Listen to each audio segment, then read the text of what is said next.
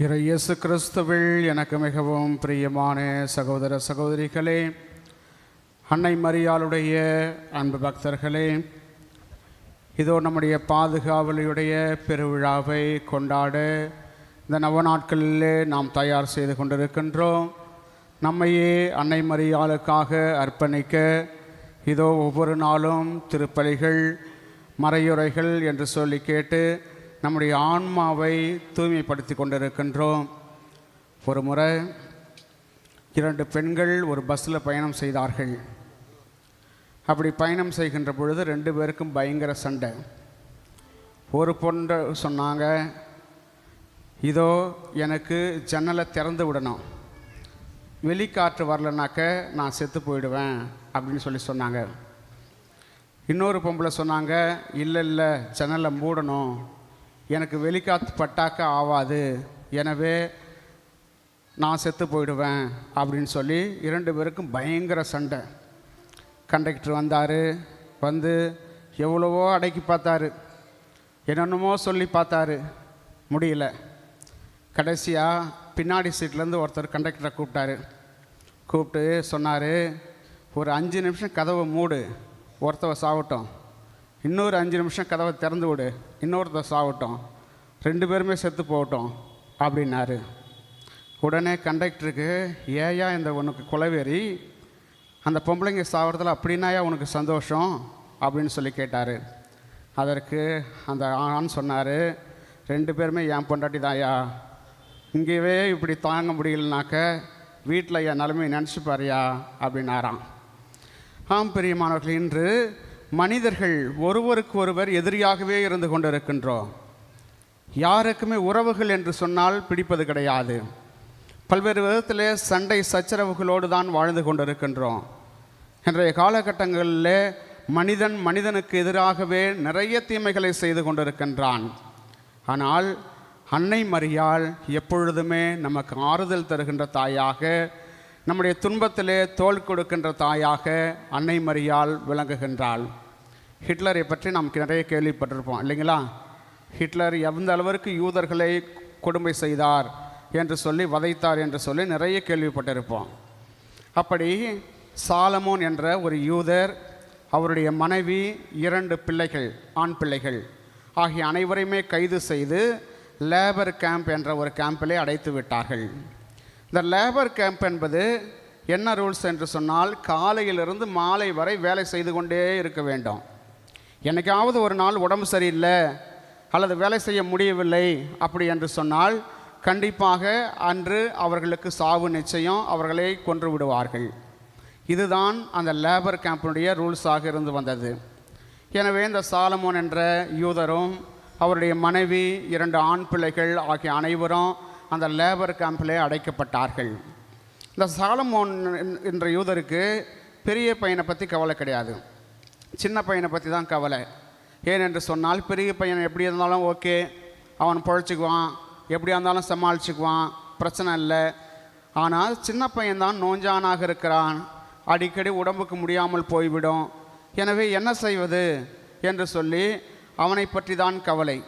ஒவ்வொரு நாளும் என்ன செய்வார்கள், காலையில் வேலைக்கு செல்லும் பொழுது எல்லோரும் ஒரு இடத்திலே கூடுவார்கள், ஜெபிப்பார்கள், வேலைக்கு சென்று விடுவார்கள். மாலை வேலையானதும் அனைவரும் அதே இடத்திற்கு வருவார்கள். வந்து இன்றைக்கு எல்லோருக்குமே உயிரோடு இருக்கின்றோம், நலமோடு இருக்கின்றோம், யாருமே உயிருக்கு ஆபத்தில்லை என்று சொல்லிவிட்டு கடவுளுக்கு நன்றி செலுத்திவிட்டு அவரவர் இடத்திற்கு சென்று விடுவார்கள். இவ்வாறாக ஒவ்வொரு நாளும் நடைபெற்றது. ஒரு நாள் இந்த சாலமோன் என்ற யூதர் வந்து கொண்டிருக்கின்றார். வந்து அந்த இடத்துல நிற்கின்ற பொழுது பெரிய பையன் அழுது கொண்டிருக்கின்றான். என்ன என்று சொல்லி ஓரவையில் உயர்த்தி விட்டார். சின்ன பையனுக்கு தான் உடம்பு சரியில்லை போல இருக்குது, அவனை தான் ஏதாவது பண்ணியிருப்பாங்க என்று சொல்லி அவன் அருகே அமர்ந்து அவன் தோள் மேல் கை போட்டு என்ன ஆயிற்று என்று சொல்லி கேட்டான். வேலை நடந்து கொண்டிருந்த பொழுது சின்ன பையனுக்கு, தம்பிக்கு உடல்நிலை சரியில்லாமல் போயிற்று. எனவே அவனை சாவடிப்பதற்காக, கொல்வதற்காக இழுத்து சென்று விட்டார்கள் என்று சொல்லி அழுது கொண்டே சொன்னான். சரி விடு, இதுதான் நம்முடைய நிலைமை, கடவுள் பார்த்து கொள்வார் என்று சொல்லி அவனை தேர்த்தி விட்டு சரிடா, அம்மா எங்க என்று சொல்லி கேட்டான். அப்பொழுது பெரியவன் சொன்னான், இதோ தம்பியை கொலைகளத்திற்கு அழைத்து செல்லுகின்ற பொழுது தம்பி நான் வரமாட்டேன் என்று சொல்லி அழுது கொண்டே இருந்தான், அடம் பிடித்தான். அப்பொழுது அம்மா, ஏண்டா நீ பயப்படுற, நான் இருக்கிறேன், அம்மா இருக்கிறேன், நானும் உன் கூட வரேன் என்று சொல்லி அம்மாவும் அவனோடு சென்று விட்டார்கள் என்று சொல்லி சொன்னானாம். ஆம் பிரியமானவர்களே, இதுதான் ஒரு தாயினுடைய உள்ளம். தாய் என்று சொன்னாலே கருணை மிகுந்த உள்ளம், தாய் என்று சொன்னாலே அன்பு மிகுந்த உள்ளம். எப்பொழுது நமக்கு ஒரு துன்பம் என்று வருகிறதோ அப்பொழுது அன்னையானவள் நமக்கு பின்பாக வருகிறாள், நம்முடனேயே வருகின்றாள். நமக்கு ஒரு துன்பம் என்று வருகின்ற பொழுது, நோய் என்று வருகின்ற பொழுது அன்னை மரியாள் நம்மையும் பார்த்து சொல்கிறார், ஏன் அழற, ஏன் பயப்படுற, கவலைப்படாத, அம்மா நான் இருக்கிறேன், நான் உன் கூட வரேன் என்று சொல்லி அம்மா நம்முடைய கையை பிடித்து அழைத்து சென்று நம்மை குணமாக்குவவளாக, நம்முடைய துன்பத்திலே ஆறுதலை தருபவளாக இருந்து கொண்டிருக்கின்றார். அதுதான் அன்பார்ந்தவர்களே உண்மையான கூற்று. ஏனென்று சொன்னால், இந்த உலகம் தோன்றியது முதல் இன்று வரை பல்வேறு விதமான மக்கள் வாழ்ந்து கொண்டிருந்தார்கள். ஆனாலும் கிறிஸ்துவம் எப்பொழுது தழைத்ததோ, அதிலிருந்து அன்னை மரியாளுடைய பக்தி வளர ஆரம்பித்ததோ, அப்பொழுதிலிருந்து நிறைய பேர் குணமடைந்திருக்கிறார்கள். நிறைய இடங்களில் அன்னை மரியாள் காட்சி தந்திருக்கின்றாள், நிறைய பேருக்கு ஆறுதல் தந்திருக்கின்றார். இதெல்லாம் பார்க்கின்ற பொழுது உண்மையாகவே அன்னை மரியாளுடைய பரிந்துரை எப்பொழுதுமே நமக்கு கிடைத்து கொண்டே இருக்கிறது. ஆனாலும் இவ்வளவு பெரிய மனிதர் ஆண்டவர் இயேசு கிறிஸ்து, கடவுளாக உயர்த்தப்பட்டவர், அப்படிப்பட்டவருக்கு ஒரு தாய் என்ற அந்த நிலையை ஒருபோதும் அன்னை மரியாள் பிடித்து கொண்டவே கிடையாது. மாறாக எப்பொழுதுமே அந்த தாட்சியோடு அதை ஏற்றுக்கொண்டார் என்று தான் சொல்லலாம். P.M. போடி என்ற ஒரு அமெரிக்காவினுடைய புகழ்பெற்ற ஒரு விவிலிய கருத்தாளர், அவர் என்ன செய்வார், ஊர் ஊராக சென்று விவிலியத்தை போதித்து வந்தார். அப்படி ஒரு முறை ஒரு ஊருக்கு சென்று திரும்புகின்ற பொழுது பனிப்புயலிலே மாட்டிக்கொண்டார். அந்த பனிப்புயலில் சிக்கினால் கண்டிப்பாக பனியானது மூடிக்கிடும், அவர் இறந்து விடுவார். எனவே என்ன செய்வது என்று தெரியவில்லை. ஒரு மரத்தடியில் உட்கார்ந்து கொண்டு ஏதாவது புதுமை நடக்காதா, யாராவது வந்து நம்மை காப்பாற்ற மாட்டார்களா என்று சொல்லி அவர் பார்த்து கொண்டிருக்கின்றார். அப்படி பார்த்து கொண்டிருக்கின்ற பொழுது அங்கே ஒரு குதிரை வண்டிக்காரர் வருகின்றார். அந்த குதிரை வண்டிக்காரர் அவரை தன்னுடைய வண்டியில் ஏற்றி அழைத்து வந்து ஒரு சத்திரத்தில் விட்டு விடுகின்றார். இப்பொழுது அவருக்கு மிகப்பெரிய சந்தோஷம், தன்னுடைய உயிர் பிழைத்து கொண்டது, இவர் காப்பாற்றி விட்டார் என்ற ஆனந்தம். எனவே அவரிடம் கேட்டார், அந்த குதிரை வண்டிக்காரரிடம் கேட்டார், உங்களுடைய பெயரை சொல்லுங்கள், நான் தினந்தோறும் உங்களுக்கு நன்றியுள்ளவனாக இருக்க கடமைப்பட்டிருக்கின்றேன், எனவே உங்களுக்காக ஜெபிக்க இருக்கின்றேன் என்று சொல்லி கேட்டார். உடனே அந்த குதிரை வண்டிக்காரர் கேட்டார், நீங்கள் போதகர் தானே? ஆமாம் என்று சொல்லி சொன்னார். அப்படி என்று சொன்னால் நான் உங்களிடம் ஒரு கேள்வி கேட்கின்றேன், அந்த கேள்விக்கு பதில் சொல்லுங்கள் என்று சொல்லி கேட்டார். சரி சொல்லுங்கள் என்று சொன்ன பொழுது, சமாரியன், நல்ல சமாரியன் ஓமையில் வருகின்ற அந்த நல்ல சமாரியனுடைய பெயர் என்ன என்று சொல்லி கேட்டார். மோடி அப்பொழுதுதான் பார்த்தார், அந்த பெயருக்கு அந்த நல்ல சமாரியன் தான் என்ற அந்த கதை இருக்கிறதை தவிர அதற்கு பெயர் இல்லை. எனவே அதற்கு பெயர் இல்லை, அதனால் கூற முடியாது, எனவே அது ஆண்டவர் சொன்ன கதை அது என்று சொல்லி, உடனே அந்த குதிரை வண்டிக்காரர் சொன்னார், இதோ நானும் அப்படிதான் இருக்க விரும்புகிறேன், என்னுடைய பெயரை சொல்ல விரும்பவில்லை, மாறாக நான் ஒரு நிழல் மனிதனாக உமக்கு ஒரு உதவி செய்திருக்கின்றேன், அதற்காக கடவுளிடம் நான் நன்றி சொல்லுகிறேன் என்று சொல்லி சொன்னாராம். ஆம் பெரியமானவர்களே, விவிலியத்தில் பல இடங்களில் நிறைய மனிதர்கள், சதையும் இரத்தமுமான மனிதர்கள், உயிரோட்டமுள்ள மனிதர்கள், இந்த நல்ல சமாரியன் கதையில் வருகின்ற கதாபாத்திரங்கள் அனைத்தும் ஆண்டவர் இயேசுவால் உருவாக்கப்பட்டவை. ஆனால் உண்மையாகவே நிஜ மனிதர்கள் நிறைய பேர் தங்களுடைய அடையாளத்தை கூட காண்பிக்காமல் ஒரு நிழல் மனிதர்களாக வாழ்ந்து விட்டதை நாம் பார்க்கலாம். யோவான் எழுதிய நற்செய்தி 6ஆம் அதிகாரத்தில் பார்க்கின்ற பொழுது நிறைய மக்கள் கூடியிருக்கிறார்கள் வனாந்தரத்தில். அங்கே அவர்களுக்கு உணவு தர வேண்டும்.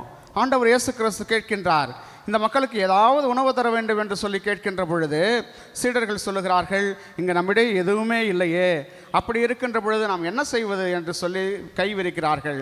அப்பொழுது அங்கே இருந்த ஒரு சிறுவன் தன்னிடம் இருந்த 2 மீன்களையும் 5 அப்பங்களையும் கொடுக்கின்றான். அந்த சிறுவனுடைய பெயர் நமக்கு தெரியுமா என்று சொன்னால் கண்டிப்பாக தெரியாது. அவ்வளவு பெரிய புதுமையை நிகழ்த்த காரணமாக இருந்த அந்த சிறுவன் யார் என்று கூட நமக்கு தெரியாது. லூக்கா எழுதிய நற்செய்தி 21ஆம் அதிகாரம், ஆண்டவர் இயேசு கிறிஸ்து ஆலயத்தில் அமர்ந்திருக்கின்றார். அப்பொழுது ஒரு விதவை அங்கே வந்து தன்னிடம் இருக்கின்ற அத்தனை செப்பு காசுகளையும் போட்டு விடுகின்றார். அப்படி போட்டுவிட்ட பிறகு ஆண்டவர் இயேசு கிறிஸ்து அவரை பாராட்டுகின்றார். இதோ இங்கே உண்டியலிலே காசு போட்டவர்களிலே இவள் தான் அதிகமாக போட்டாள் என்று சொல்லி பாராட்டுகின்ற பொழுது அவளுடைய பெயர் நமக்கு தெரியுமா என்று சொன்னால் கண்டிப்பாக தெரியாது. அவளும் ஒரு நிகழ்மனிதாக தான் வாழ்ந்து கொண்டிருந்தாள். மத்தேயு எழுதின நற்செய்தி 15ஆம் அதிகாரத்திலே பார்க்கின்ற பொழுது கனானேய பெண், இதோ ஆண்டவர் இயேசு கிறிஸ்து சொல்கிறார், பிள்ளைகளுக்குரிய உணவை எடுத்து நாய்களுக்கு போட முடியாது என்று சொல்லுகின்ற பொழுது, ஐயா, மேசையிலிருந்து கீழே விழுகின்ற அந்த சிறிய துண்டுகளை நாய்கள் உண்ணுமே என்று சொல்லி விசுவாசத்திற்கு முன்மாதிரியாகி இருந்த அந்த பெண்ணினுடைய பெயர் நமக்கு தெரியுமா என்று சொன்னால் கண்டிப்பாக தெரியாது. ஏனென்று சொன்னால் அவள் ஒரு நிழல் மனிதியாக இருந்தாள். லூக்கா எழுதிய நற்செய்தி 7ஆம் அதிகாரத்தில் பார்க்கின்ற பொழுது ஆண்டவர் இயேசு கிறிஸ்து சீமோன் வீட்டிற்கு செல்லுகின்றார். அப்படி செல்லுகின்ற பொழுது அங்கு நறுமண தைலத்தை கொண்டு வந்து ஒரு பெண்ணானவள் தடவி தன்னுடைய கண்ணீரால் அவருடைய காலை நனைத்து தன்னுடைய கூந்தலால் அவரை துடைத்து முத்தமிட்டு கொண்டிருக்கின்றார். அப்பொழுது ஆண்டவர் சொல்லுகிறார், எங்கெங்கெல்லாம் நற்செய்தி அறிவிக்கப்படுகிறதோ அங்கெங்கெல்லாம் இந்த பெண் செய்த நினைவுகள் நினைவு கூறப்படும் என்று சொல்லுகின்றார். அந்த பெண்ணுடைய பெயர் நமக்கு தெரியுமா என்று சொன்னால் கண்டிப்பாக தெரியாது. அதே போல் லூக்காஸ் எழுதிய நற்செய்தி 23ஆம் அதிகாரத்திலே பார்க்கின்ற பொழுது நல்ல கல்வன் இறுதியிலே விண்ணகத்தை பரிசாக கைப்பற்றி கொள்ளுகின்றான். இதோ அவரும் நம்மை மாதிரி தான், அவர் நம்மை விட பாவம் செய்யாதவர் என்று சொல்லி அந்த விண்ணகத்தை பரிசாக்கி கொண்டானே அந்த நல்ல கல்வன், அவனுடைய பெயர் தெரியுமா என்று சொன்னால் கண்டிப்பாக தெரியாது. அதே போல்தான் விவிலியத்திலே நிறைய மனிதர்கள் இருக்கிறார்கள், நிறைய நல்லது செய்தார்கள், ஆனால் அவருடைய பெயர்கள் யாரும் நமக்கு தெரியாது. அதே போலதான் விவிலியத்திலே அன்னை மரியாள் இருக்கின்றாள். ஏனென்று சொன்னால் ஒரு ஆண்டவருடைய தாய் எப்படிப்பட்டவளாக இருக்க வேண்டும். நிறைய புதுமைகளை ஆண்டவர் செய்து கொண்டு வருகின்றார்.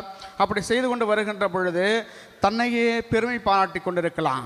இன்றைக்கி ஒரு அரசியல்வாதியினுடைய தாய் அல்லது ஒரு ஆன்மீகவாதியினுடைய தாய் யாராக இருந்தாலும் சரி, ஒரு ஆசிரியருடைய தாய் எதுவாக இருந்தாலும் சரி, எவ்வளவு பெருமை பாராட்டி கொள்வார்கள். இதோ என்னுடைய மகன் இப்படி இருக்கின்றான், என்னுடைய மக்கள் இப்படி இருக்கின்றாள், என்னுடைய மகன் அமெரிக்காவில் இருக்கின்றான் என்று சொல்லி பெருமை பாராட்டி கொள்வார்கள். ஆனால் அன்னை மரியாள் அதையெல்லாம் விரும்பவில்லை. மாறாக எல்லாருடைய மனமும் ஆண்டவரை தான் பார்க்க வேண்டும், என்னை அல்ல என்று சொல்லி தன்னையே அர்ப்பணித்தவள் அன்னை மரியாள். யோவான் எழுதிய நற்செய்தி 7ஆம் அதிகாரத்து கானாவூர் திருமணத்திலே பார்க்கலாம். அங்கே ஆண்டவர் இயேசு கிறிஸ்து அந்த புதுமை செய்யக்கூட விரும்பவில்லை. அம்மாயினுடைய நேரம் இன்னும் வரவில்லை என்று சொல்லிவிட்டார். ஆனால் அன்னை மரியாள் தான் அந்த புதுமைக்கே காரணமாக இருந்தார். அவர் சொல்வதையெல்லாம் செய்யுங்கள் என்று சொல்லி அந்த மக்களுக்கு அறிவுறுத்தினார். ஆனால் அப்படிப்பட்டவரை அந்த திருமண வீட்டில் கூட யாருக்கும் தெரியாது இது அன்னை மரியாள் தான் நிகழ்ந்தது என்று சொல்லி. அந்த அளவிற்கு அன்னை மரியாள் ஒரு நிழல் மனிதியாகவே ஆண்டவர் பின் தொடர்ந்தாலே தவிர மாறாக பெருமை பாராட்டி கொள்ளவில்லை. லூக்காஸ் எழுதிய நற்செய்தி 11ஆம் அதிகாரத்தில் பார்க்கின்ற பொழுது அங்கே ஒரு பெண்ணானவள் சொல்வாள், இதோ உன்னை கருதாங்கிய வயிறு பேறு பெற்றது, இதோ நீ பாலுண்ட கொங்கைகள் பேறு பெற்றன என்று சொல்லி அன்னை மரியாளை பாராட்டுகின்ற பொழுது இதோ அன்னை மரியாள் அந்த பேற்றை எடுத்துக்கொள்ளவில்லை. நான் தான் அவருடைய தாய், நான் தான் அதற்கு பேறு பெற்றவள் என்று சொல்லி எந்த ஒரு சன்மானமும் வாங்கி கொள்ளவில்லை. மாறாக அன்னை மரியாள் அந்த இடத்திலேயே இல்லை, மாறாக ஆண்டவரை மட்டுமே பின்தொடர்ந்தாள். இறுதியாக கல்வாரியில் கூட பார்க்கின்ற பொழுது சிலுவையின் வழியிலே ஒரு நிழல் மனிதியாக நின்று கொண்டிருந்தாலே தவிர மாறாக எந்த பெருமையும் எடுத்துக்கொள்ளவில்லை. ஆம் பிரியமானவர்களே, அன்னை மரியாளுக்கு விழா எடுக்கின்றோம், நவநாள் எடுத்து கொண்டிருக்கின்றோம். ஒவ்வொரு நாளும் அவருடைய திருப்பலியை காணுகின்றோம். மிகப்பெரிய ஆசீர்வாதமாக இருக்கிறது. என்றாலும் நாம் என்ன செய்ய போகின்றோம்? பல நேரங்களில் ஆண்டவர் இயேசு கிறிஸ்துவை பெருமைக்காக பின்பற்றுகிறோமா அல்லது தாட்சி நிறைந்த உள்ளத்தோடு அன்னை மரியாளை போல பின்பற்றுகின்றோமா? அன்னை மரியாளை போல நாம் எப்பொழுது நிழல் மனிதர்களாக இருந்து கொண்டு இதோ என்னுடைய ஆலயம், என்னுடைய பங்கு, என்னுடைய அன்னை உயர வேண்டும், நான் குறைய வேண்டும், என்னுடைய பெருமைகள் அதிகமாக இருக்கக்கூடாது, மாறாக என்னுடைய தாட்சி மட்டும்தான் அதிகமாக இருக்க வேண்டும் என்று சொல்லி எப்பொழுது நாம் இந்த திருவிழாவை கொண்டாடுகிறோமோ அப்பொழுது அன்னையினுடைய ஆசீர்வாதம் நமக்கு நிறைவாக கிடைக்கிறது. ஆமேன்.